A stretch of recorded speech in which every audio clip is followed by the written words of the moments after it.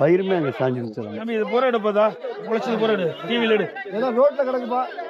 ரோட்ல எந்த டிவி இதெல்லாம் எடு நீ யாரும் வரமாட்டாங்க அந்த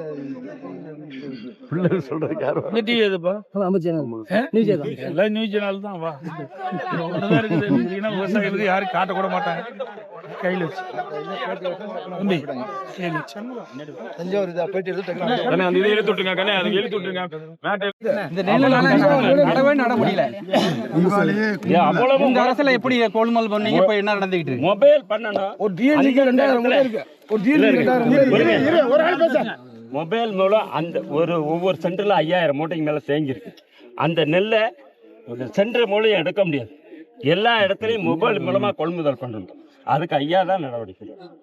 எல்லாமே சட்டமன்றத்தில் பேசணும் எங்களுடைய கவனத்துக்கு வந்து இருக்கிற அருமை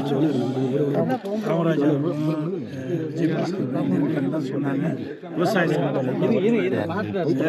கவனத்துக்கு தனி தீர்மானத்தை கொண்டாங்க இல்லை சரி கவன ஈர்ப்பு தீர்மானத்தை கொண்டாங்க கவன ஈர்ப்பு தீர்மானத்தில் சம்பந்தப்பட்ட அமைச்சர் பதில் சொல்லின்ற பொழுது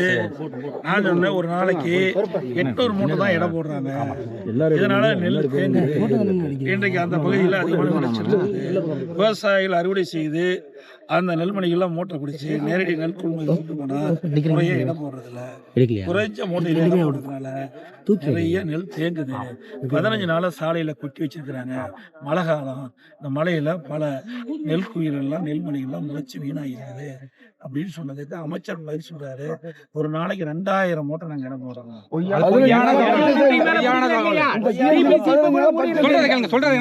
அதோட அவ்வப்போது அந்த டிபிசியில் இருக்கிற அந்த ஏற்கனவே கொள்முதல் செய்யப்பட்ட அறிக்கை மூட்டைனா உடனுக்குடன் அனுப்பிட்டு இருக்கணும் அப்படின்னு தகவல் சொன்னார். ஆனால் நான் நெடியாக காட்டூர் பகுதியில் நேரடியாக டிபிசி சென்டர் போய் பார்க்கட்டும் நாங்கள் இருக்கிற ரோட் மேனை வந்து அவர்களே சொல்கிறாங்க 800 to 900 மூட்டை தான் நாங்கள் ஒரு நாளைக்கு நாங்கள் இடம் போட்டேன். இப்பொழுது கிட்டத்தட்ட அந்த குடோனில் அந்த டிபிசி சென்டரில் முழுசாக நிரம்பி போச்சு.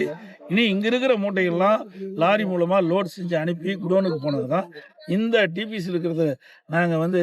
இருக்கிற மூட்டைகள்லாம் நாங்கள் எடுத்து அனுப்பிச்சா தான் புதுசாக விவசாயிகளுக்கு உணர நெல்லை எடை போட்டு பர்ச்சேஸ் பண்ணணும்னு சொல்றாங்க. ஆனால் அமைச்சர் நேரடியாகவே நான் வந்து பார்த்தேன். இன்னைக்கு இந்த பகுதியில் பார்த்தீங்கன்னா டெல்டா மாவட்டத்தில் முழுசும் இன்னும் ஒரு 15 லட்சம் மூட்டைக்கு நான் இடம் போடாது கடுமையாக பாய்ச்சிருக்கீங்க. அரசுடைய உங்களுக்கு அண்ணா திமுக வாழ்வாதாரமே நீங்கள் பெற்று தருவதற்கு முழு துணை நிற்கும். நாங்க உங்களை எதிர்பார்த்து